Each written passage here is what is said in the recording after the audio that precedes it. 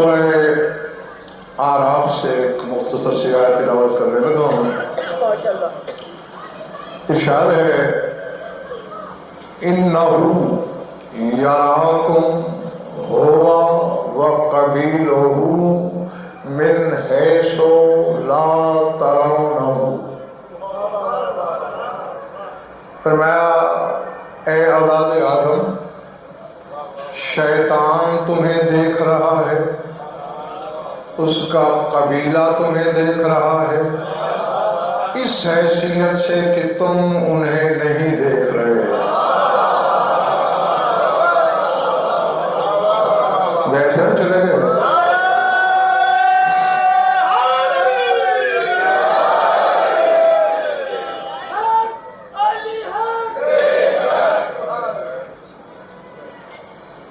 سیاق سباق کے ساتھ اگر پڑھا جائے، آیت شروع یہاں سے ہوتی ہے یا بنی آدم لا یفتننکم الشیطان کما اخرج ابویکم من الجنت.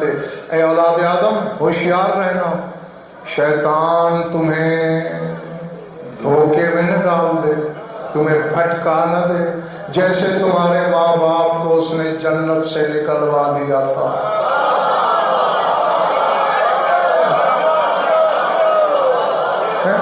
اس کے بعد پھر اللہ یہ بات کر رہا ہے نَهُ يَرَاكُمْ هُوَ وَقَبِيلُهُ مِنْ حَيْثُ لَا تَرَوْنَهُ.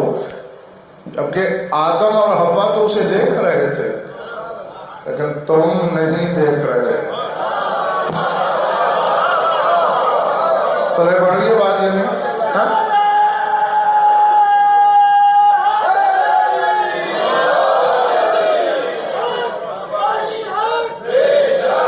وہ بھی تمہیں دیکھ رہا ہے، اس کا قبیلہ بھی، تاکہ تمہیں بھٹکا دے.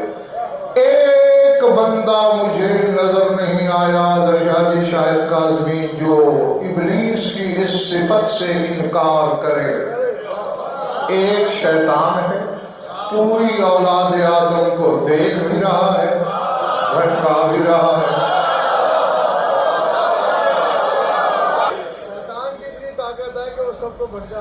اب عدل کا تقاضا ہے کہ جو جنت سے محروم کرنا چاہتا ہے وہ ایک ہو کر، نظر نہ آ کر بھٹکا سکتا ہے. واجب ہے خدا پر کہ ایسا ہادی بھی بنائے جو ایک ہو کر پوری اولاد آدم کو دیکھے. ٹھیک ہے نا؟ یہ اس کے عدل کا تقاضا ہے. بلکہ اگر انصاف سے ڈاکٹر صاحب بھائی جمیل عباس دیکھا جائے تو بنتا یہ ہے شیطان اکیلا نہیں دیکھ رہا، قبیلوں اس کا قبیلہ بھی دیکھ رہا ہے. تو ہادی بھی ایسا ہونا چاہیے جو قبیلے سمیت کائنات کو دیکھے.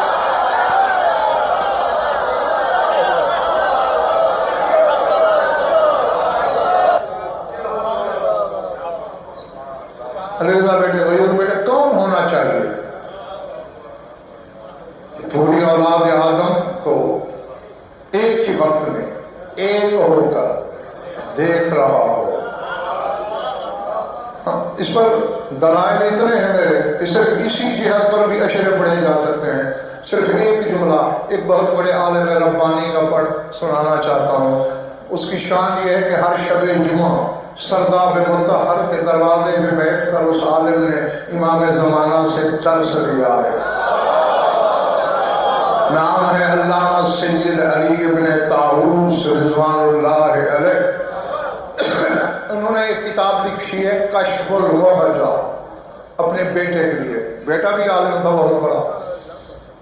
وصیتیں ہیں، وصیتوں پر کتاب لکھ ڈالی اور زیادہ زور زمانے کے شہنشاہ پر ہے. اس کتاب میں بتایا ہے اپنے بیٹے کو کہ اپنے زمانے کے امام کو تم نے کیا ماننا ہے، کیسے ماننا ہے، کیوں ماننا ہے.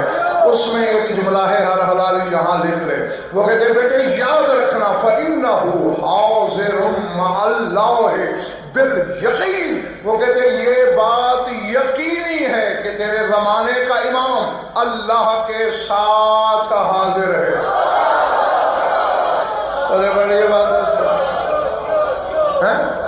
اب اسی ایک فکرے میں پتہ نہیں اسرار کے کتنے جہان بند ہیں، تو بس ڈھونڈنا یہ پڑے گا عمران منتظر کہ اللہ کہاں ہے، بس جہاں وہ ہے وہاں یہ ہے۔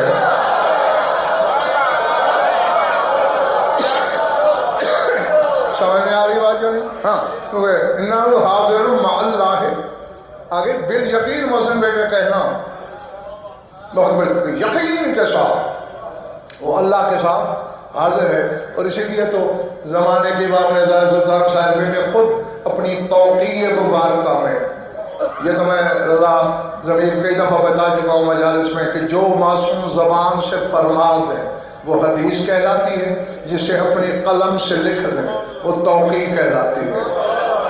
تو شیخ مفید علیہ رحمہ کے زمانے میں یہ بحث چھڑ گئی تھی کہ کیا ہم استغاثہ کریں پھر امام کو پتہ چلتا ہے ہماری مشکلات کا، یا استغاثے کے بغیر بھی جانتے ہیں؟ تو اس میں جو جواب آیا تھا وہ یہ تھا، اِنَّا نُحِيطُ عِلْمًا بِأَخْبَارِكُمْ بِأَنْبَائِكُمْ وَلَا يَعْذُبُ عَنَّا شَيْءٌ مِّنْ أَخْبَارِكُمْ وَإِلَّا نَزَلَ بِكُمُ اللَّهُ وَاسْتَلَمَكُمُ الْأَعْدَاءُ۔ فرمایا ہم تمہاری ہر بات پر علمی احاطہ رکھتے ہیں،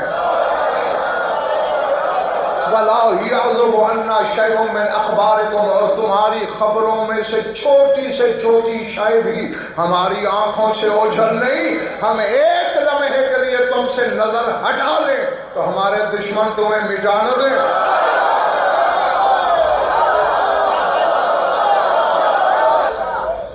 اصل میں مسئلہ یہ ہے زاہد سلطان، ہم اس قبیلے سے تعلق رکھتے ہیں، ہم تو چاند پہ بھی اس وقت یقین نہیں کرتے جب تک دیکھ نہ لیں۔ میں کہہ گیا ہوں، پتہ نہیں کس کے سر سے یہ بات گزر گئی ہے۔ ہاں کوئی لاکھ متدین آدمی، متشرع آدمی ہمیں کہے کہ چاند ہو گیا ہے، ہمارے دل میں پھر بھی خود بد ہوتی ہے، پتہ نہیں ہوا ہے یا نہیں ہوا۔ تو جو آسمان ولایت کا بدر کامل ہے،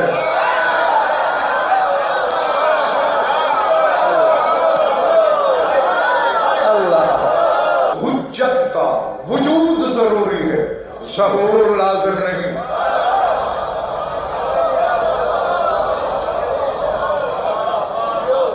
کمر بندی کتنی چیزیں ہیں شاید کا آدمی جسے ہم مانتے ہیں، ہمارے سامنے نہیں۔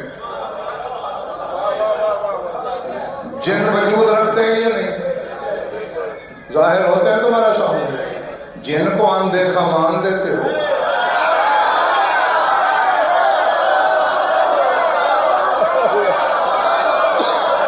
تو پھر اس کے بارے میں شک کیوں ہے جس کے لیے نماز اس کے بعد پڑھتے ہو السلام علیکم یا امام الانس والجان، اے جنوں اور انسانوں کے امام میرا سلام، جس کی ریت نظر نہیں آتی امام کو دیکھنے کی کوشش کیا ہے؟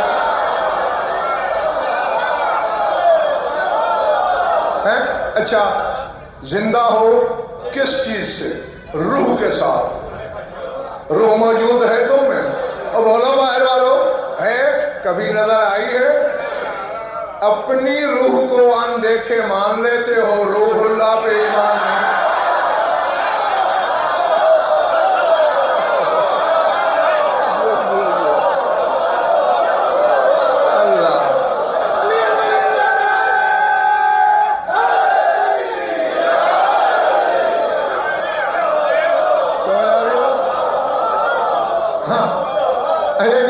جی نمازیں کیوں پڑھتے ہو؟ جنت ملے گی، روزے جنت ملے گی، حج جنت ملے گی، اعمال جنت ملے گی۔ دیکھیے وہ بھی تو اس خاندان نے بتایا نا کہ جنت ہے، اور یہ بھی تیرا بتاتے گئے کہ قائم ہے۔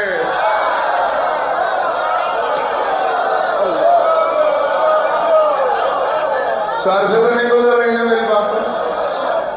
یہ تو پھر یہ بیٹے دوسرے بیٹے وہی بات ہوگی، نؤمن ببعض ونکفر ببعض، جیسے قرآن کہتا ہے کہ بعض چیزوں پہ ایمان، بعض چیزوں پہ انکار ہے۔ سچا مانا ہے تو پھر ہر بات میں سچا مانا ہاں، اور بچا کرو بد اعتقادی سے. خدا واحد کی قسم. علیزہ بیٹے جب میں معصوم کے اس قول پہ غور کرتا ہوں مجھے تو لرزہ شروع ہو جاتا ہے. مولا فرماتے ہیں لا یکون ھذا الامر حتی بقی من شیعتنا رزمکم. فرماتے ہیں تب تک ہمارا قائم ظہور نہیں کرے گا جب تک ہمارے شیعوں میں سے بھی ایک رزمہ بچ جائے گا. رزمہ سمجھتے ہو؟ ایک کمرے میں 1000 من گندم رکھی ہے تم نے, کیڑے لگ گئے, وہ یار صفائی کرو, کیڑے لگ گئے گندم کو, صاف کرتے کرتے کرتے کرتے بس اتنی گچھڑی باقی بچی جسے 6 سال کا بچہ اٹھا لے, وہ رزمہ ہے.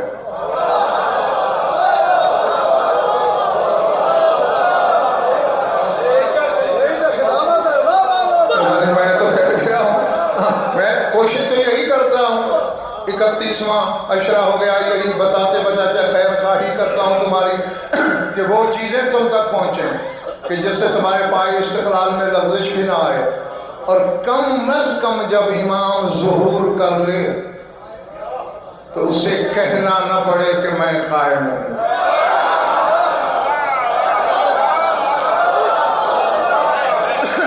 دیکھو رسول سے شروع ہو جاؤ. عمران منظر سہیل سلطان سہیل بیٹے رسول کے زمانے سے دیکھو کتنے لوگوں نے رسول سے کہا یہ معجزہ دکھا کر تو نبی ہے, یہ معجزہ دکھا کر تو رسول ہے, درخت چلا دے, پتھر بلوا دے, چاند دو ٹکڑے کر دے, ہے نا. سلمان نے بھی کہا رسول سے پہلے معجزہ دکھا پھر ماننا, کہا کبھی, بلکہ وہ تو اندیکھی تلاش شروع کی اس نے, پتہ نہیں کب سے ڈھونڈ رہا تھا. تو ایسے ہو جاؤ, ایک تو دعائے غریق پڑھا کرو کثرت سے, یا اللہ یا رحمان یا رحیم یا مقلب القلوب ثبت قلبی علی دینک, اسے کثرت سے پڑھا کرو. معصوم فرماتے ہیں دنیا بے دین ہو جائے دعائے غریق پڑھنے والا قائم کی معرفت پہ مرے گا چاہے موت بھی آ جائے.